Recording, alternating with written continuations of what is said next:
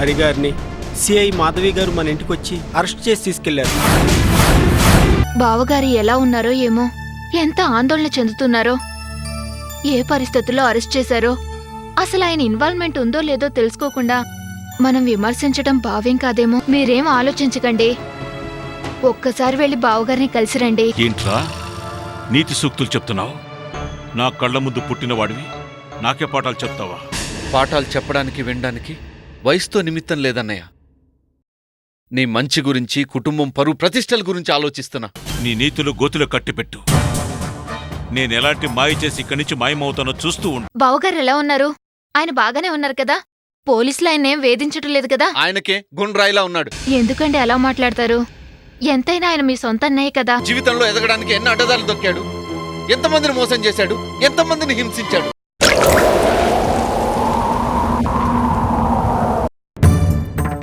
నీకేం భయం అవసరం లేదు ప్రియా.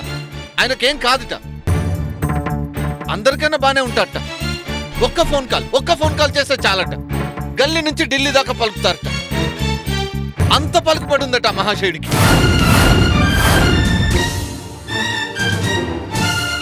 అరెస్ట్ అయి ఊచలు లెక్క పెడుతున్నా పొగరేమాత్రం తగ్గలేదు తెలుసా? నీతులు చెప్పడానికి వచ్చావా అంటూ ఇంత తగిలిపడ్డాడు. ఛీ, అసలు ఏం చూసుకొని విడిచిపడుతున్నాడో నాకు అసలు అర్థం కావట్లేదు. నిన్నెవరు రమ్మన్నారు? నీ సాయం నాకు అక్కర్లేదు పో అన్నాడు. తను పెంచుకున్న పగమంటల్లో తానే మాడి మసైపోతున్నాడు. పోనీ అనుభవించని. పగ, ద్వేషాలు, మోసాలు, అక్రమాలు మనిషిని ఎంతటి పతనావస్థకు తీసుకుపోతున్నాయో చూసావా? పెద్ద పెద్ద లాయర్లను పెట్టుకునైనా సరే బయటకు వచ్చి అందరి సంగతి చూస్తాడట.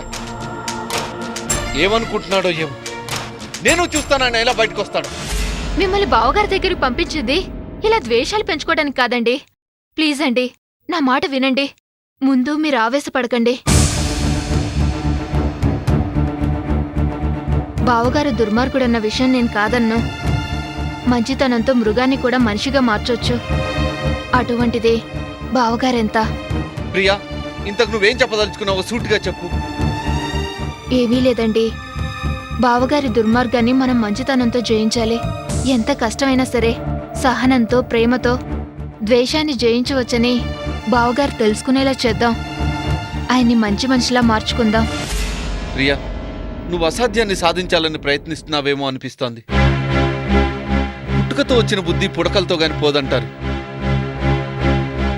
మా అన్నయ్యను మార్చగలన్న నమ్మకం నాకు లేదు. లేదండి, మనిషి జీవితంలో బంధాలు, అనుబంధాలు, ఆత్మీయత, అనురాగాలు ఎంతటి కఠినమైన మనసునైనా మార్చగలవండి.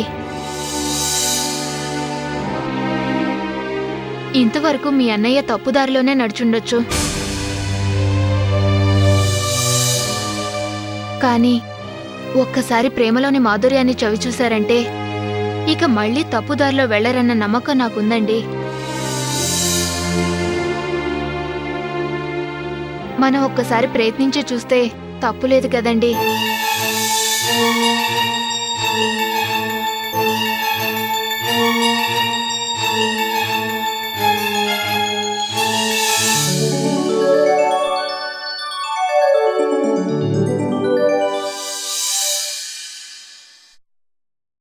సిటీలో సంచలనం కలిగించిన రామ్దేవ్ హత్యకు సంబంధించి ప్రముఖ ఇండస్ట్రియలిస్ట్ హరిని నేరస్తుడిగా నిరూపించే బలమైన సాక్ష్యములందినట్టు, మున్య అనే 10 ఏళ్ల గల బాలిక ఆ హత్యను కళ్లారా చూసినట్టు, ఆమెను రేపు కోర్టులో సాక్షిగా ప్రవేశపెడుతున్నట్టు పోలీస్ వర్గాలు మీడియాకు తెలియజేశారు.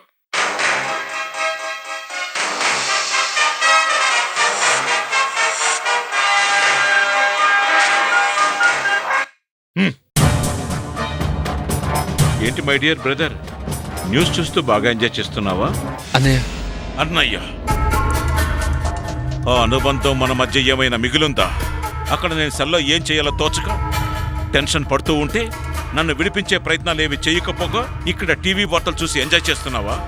నో, టీవీ మీడియా, కోర్టులు, పోలీసులు ఎవరు నన్నేమి చేయలేరు. Mind that. అది కాదు మరి. ఏది కాదు? నాకు ఉరిశిక్ష పడితే నా ఆస్తే బిజినెస్లతో ఊరేగుదామనుకుంటున్నావా?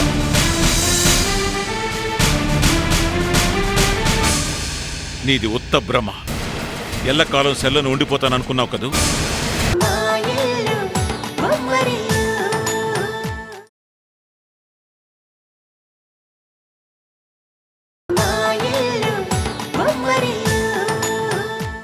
నీది ఉత్త భ్రమ. ఎల్లకాలం సెల్లను ఉండిపోతాననుకున్నావు కదూ. ఢిల్లీ నుంచి నెంబర్ 1 లాయర్ని పిలిపించా. అతను తలుచుకుంటే 6 నిమిషంలో తిమ్మిని బమ్మిని చేయగలడు. క్షణాల్లో బెయిల్ మీద బయటకొచ్చా. బెయిల్ మీద వచ్చిన వాళ్ళు జైలుకు వెళ్లాల్సిన అవసరం లేదనుకుంటున్నావా? కోర్టుకు వాస్తవాలు తెలిస్తే ఏం తెలుస్తాయి? ఎలా తెలుస్తాయి?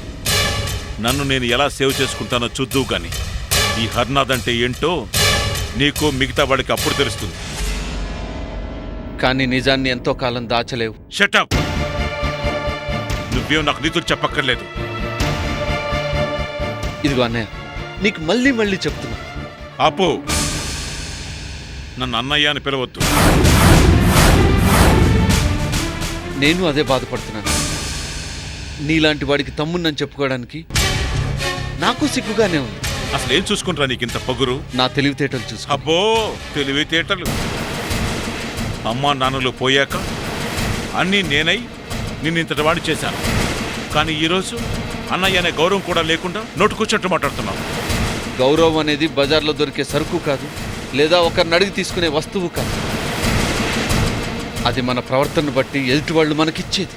గుడ్డొచ్చి పిల్లనెక్కిరించిందట. గౌరవం మర్యాద పెద్ద పెద్ద మాటలు మాట్లాడుతున్నాను. ఈరోజు బిజినెస్ మ్యాన్గా నీకు గౌరవం కలిగించింది నేను. ఆ విషయం మర్చిపోవద్దు. మర్చిపోను, ఖచ్చితంగా మర్చిపోను.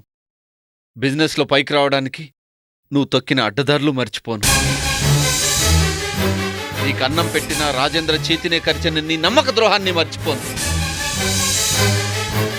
వ్యాపారంలో నిన్ను మించిపోతాడన్న భయంతో, ఆ అవినాష్పై ఉన్న కోపంతో అమాయకుడైన రామ్దేవ్ని నువ్వు హత్య చేసిన విషయం మర్చిపోను. సూర్య! అవునరా, నిజమే. నువ్వు చెప్పినవన్నీ నిజమే. వ్యాపారం అన్నాక ఎదగడమే ముఖ్యం. కానీ ఎలా ఎదిగామన్నది ముఖ్యం కాదు. నేను చేస్తున్నది నీకు నచ్చకపోతే ఈ క్షణమే నువ్వు నా బిజినెస్ నుండి పక్కకు తప్పుకో. లేదా నేనే నిన్ను గెంటేస్తాను. నువ్వేంటి నన్ను మెడబట్టి బయటికి గెంటేది? నేను నీ బిజినెస్ పట్టించుకోవడం మానేసి చాలా కాలమైంది. అవును, ఇప్పుడు నేను నా సొంత బిజినెస్ చూసుకుంటున్నాను. అయినా నీకు అవేం పట్టవుగా. నీకెంతసేపు ఎవరిని నరుకుదామా, ఎవరిని చంపుదామా అనే తప్ప కనీసం ఇంట్లో వాళ్ళు ఏం చేస్తున్నారు, ఏమైపోతున్నారు అనే ఆలోచన ఉందా నీకు? చేసుకోరా, చేసుకో. సొంతంగా బిజినెస్ చేసుకో. సొంతంగా చేస్తే కానీ దాంట్లో ఉండే కష్టాలేంటో నష్టాలేంటో తెలిసేది. కష్టాలకు భయపడేవాడు బిజినెస్ చేయకూడదు. నీతి నిజాయితీ కట్టుబడి ఉండేవాడు కొంతకాలం కష్టపడొచ్చేమో కానీ ఎల్లకాలం నష్టపోడు. అది నువ్వు తెలుసుకో.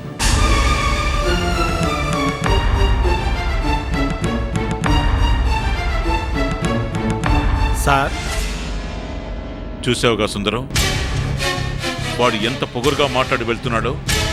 చిన్ననాటి నుంచి పెంచి పోషించి వాడికి నడక నేర్పితే ఈ రోజు నా నడవడికే సరిగ్గా లేదని నాకే నీతులు బోధించి వెళ్ళిపోతున్నాడు. సొంతంగా బిజినెస్ చేసుకుంటాడంట. చూస్తాను వీడి బిజినెస్లో ఎలా పైకొస్తాడో నేను చూస్తాను.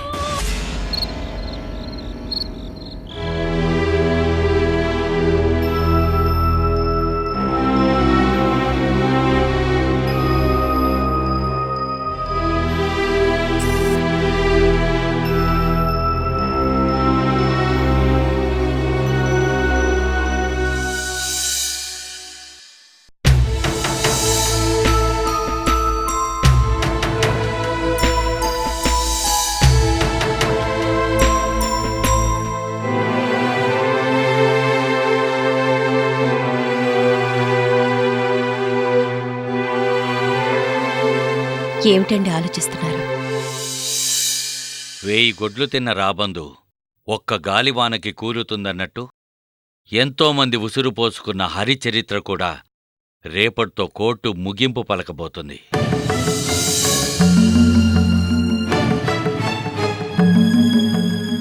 మనల్ని ఈ దుస్థితికి తీసుకొచ్చిన ఆ దుర్మార్గుడికి భగవంతుడు వేసే శిక్ష ఎలా ఉంటుందో వినాలని ఉంది. అందుకే రేపు నేను కూడా కోర్టుకు వెళ్తాను. అవునండి, వాడి కారణంగానే పతనమైపోయిన మన జీవితాలు ఎక్కడి నుంచెక్కడికో కొట్టుకుపోయి ఇలా ఈ ఒడ్డుకు చేరాయి. ఎంతో వైభవంగా సిరి సంపదలతో హోదాతో అందరికి ఉపయోగపడే మీరు ఒక టాక్సీ డ్రైవర్గా మారటానికి కారణం ఆ నీచుడేనండి.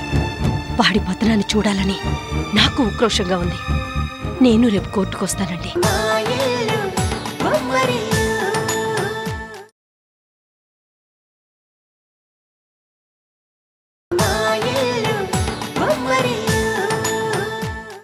వాడి పతనాన్ని చూడాలని నాకు ఉక్రోషంగా ఉంది. నేను రేపు కోర్టుకొస్తానండి. తప్పకుండా రా.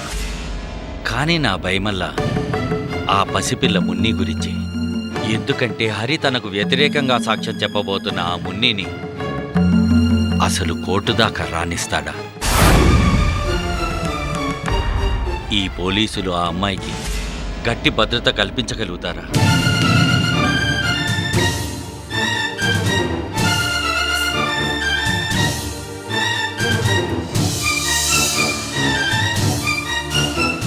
ఈ అనుమానాలు నా మనసుని తీవ్రంగా వేధిస్తున్నాయి.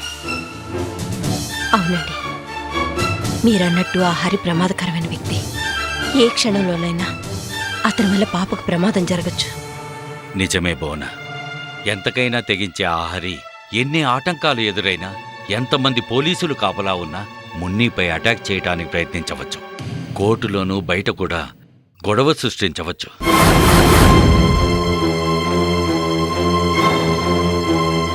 ఇలాంటి పరిస్థితుల్లో నువ్వు కోర్టుకు రావటం అంత మంచిది కాదు. అవసరమైతే మున్నీని కాపాడే బాధ్యత నాపై ఉంది. అందుకే నువ్వు ఇంటి దగ్గరే ఉండు. కోర్టులో ఏం జరుగుతుందో నేను చూసుకుంటాను. అలాగేనండి. ఆ దుర్మార్గుడు మీకేదైనా హాని తలపెట్టడానికి ప్రయత్నించొచ్చు. జాగ్రత్తగా ఉండండి. సరే, ఇప్పటికే చాలా ఆలస్యమైంది. నువ్వు ఇంకేమీ ఆలోచించకుండా పడుకో.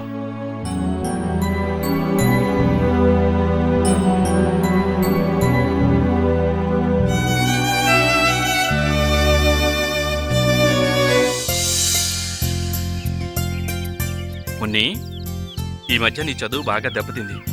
నేను మంచి టీచర్స్ని అపాయింట్ చేస్తాను. వాళ్ళు ఇంటికొచ్చి నీ బ్యాక్లాగ్ కోర్సులని పూర్తి చేస్తారు. నువ్వు స్కూల్కి వెళ్ళక్కర్లేదు. ఓకే డాడీ, నేను ఆ టీచర్స్ దగ్గరే బాగా చదువుకుంటా. That's good. మా బేబీ వెరీ ఇంటెలిజెంట్. సరేగా డాడీ, మరి స్కూల్కి ఎప్పుడు వెళ్ళాలి? ఇంకా స్కూల్కి వెళ్ళాల్సిన అవసరం లేదమ్మా, ఇంటి దగ్గరే అంతా. అదెలా డాడీ? మరి నా ఫ్రెండ్స్ మనుమతి, సిద్ధి, శ్రీమయి, సిరి వాళ్ళందరూ రోజు నీతో ఆడుకోవటానికి మన ఇంటికే వస్తారు. అక్కడే అందరితో కలిసి నువ్వు ఆడుకోవచ్చు. నేను ఆ ఏర్పాటు చేస్తాగా. అయితే నేను ఇంకా ఎప్పటికీ స్కూల్కి వెళ్ళనా? స్కూలే ఇంటికి వస్తుంటే ఇంకా వేరే వెళ్ళటం దేనికన్నా? నోనో డాడీ, స్కూల్ ఇంటికి వస్తే బాగుండదు. నేనే స్కూల్కి వెళ్తాను. ఓకే ఓకే, నువ్వే స్కూల్కి వెళ్దు కానీ పద.